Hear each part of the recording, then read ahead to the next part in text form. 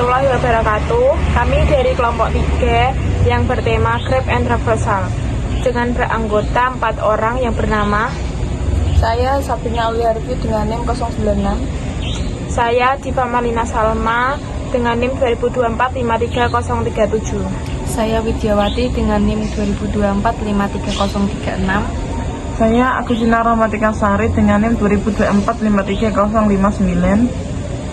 Di sini yang pertama ada pengertian Grab. Pengertian Grab adalah struktur data yang mempresentasikan kumpulan objek yang terhubung oleh relasi atau sisi edge. Grab digunakan dalam berbagai bidang seperti pemetaan rute, jejaring sosial, sistem rekomendasi, dan pencarian jalur. Yang kedua, perbedaan directed atau undirected. Directed Grab adalah graph yang setiap sisinya memiliki arah. Contohnya A ke B. Berarti hanya ada hubungan dari A dan ke B, bukan sebaliknya.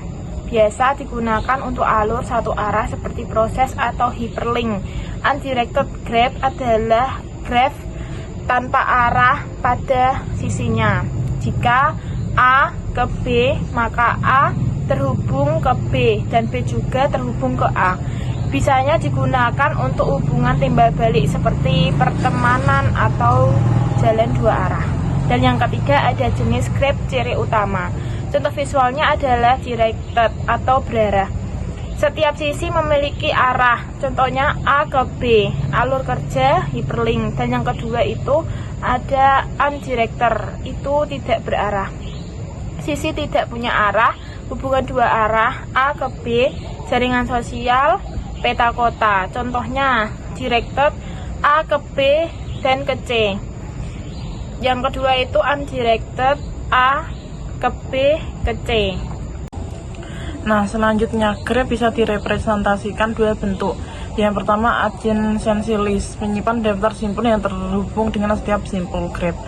A sama dengan kurang kurawal B, C. B sama dengan kurang kurawal A, D. C sama dengan kurang kurawal A, E. D sama dengan kurang kurawal B. E sama dengan kurang kurawal C. Cocok untuk Grab jarang atau sparse. Hemat memori. Yang kedua ada adjacency matrix, menggunakan matriks 2D untuk menunjukkan koneksi antar simpul A, B, C, D, E, A 011 0 0, B 1001 10, C 10001, D 01000, E 00100. Yang cocok untuk Grab padat atau dense, akses cepat tapi boros ruang.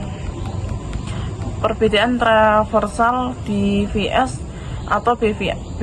DVS Deep First Search, menelusuri simpul sedalam mungkin sebelum mundur menggunakan stack atau rekursi, cocok untuk deteksi siklus backtracking. BVS Breadth First Search, menelusuri simpul berdasarkan level atau melebar menggunakan QW, cocok untuk mencari jalur terpendek pada graf tidak berbobot. Nah, selanjutnya ini ada ilustrasi gambar dari Grab and Traversal. Selanjutnya ini ada codingannya. Yang pertama itu adalah cara menyimpan Grab dan dalam bentuk adjacency list menggunakan dictionary. Nah, selanjutnya ini ada penjelasan dari codingannya. Ini yang pertama ini ada cara menyimpan Grab dalam bentuk agensi. Terus di bawahnya ini ada outputnya, hasil dari codingan di atas ini. Nah, selanjutnya ini ada fungsi rekursif untuk melakukan DFC atau Depth First Search dari simpulan A. DFC ini menelusuri simpul secara mendalam lebih dahulu sebelum kembali dan pindah ke cabang lain. Selanjutnya ini ada BFS, cocok untuk mencari jalur terpendek dalam graf tak berbobot. BFS ini biasanya menggunakan antrian QA, berbeda dengan OFC yang menggunakan rekursif atau stack. Nah, selanjutnya ini ada algoritma. Algoritma ini bekerja dengan cara membandingkan dua elemen berdekatan dan menukar posisinya. Jika urutannya salah atau misalnya besar ke kecil, setiap interaksi mengerjakan elemen terbesar dari posisi akhir array, seperti gelombang yang menggunakan ke atas atau oleh karena itu dinamakan bubble sort. Jadi kesimpulannya, graph adalah struktur data yang sangat penting dalam ilmu komputer dan matematika. Digunakan untuk mempresentasikan relasi antar objek. Graph terdiri dari simpul dan sisi, serta dapat berbentuk berarah maupun tak berarah. Graph dapat direpresentasikan menggunakan adjacency list atau adjacency matrix dan ditelusuri menggunakan algoritma seperti DFS dan BFS untuk berbagai keperluan pencarian, pemetaan, dan analisis jalur. Manfaat graph di dunia nyata, yang pertama transportasi dan pemetaan, digunakan untuk memodelkan jalan antar kota, rute kendaraan, dan jalur penerbangan, menentukan jalur tercepat atau terpendek menggunakan algoritma seperti Dijkstra. Yang kedua, media sosial dan jaringan, mewakili hubungan antar pengguna, misalnya pertemanan di Facebook, follow di Instagram. Menemukan komunitas pengaruh, influencer, atau koneksi bersama.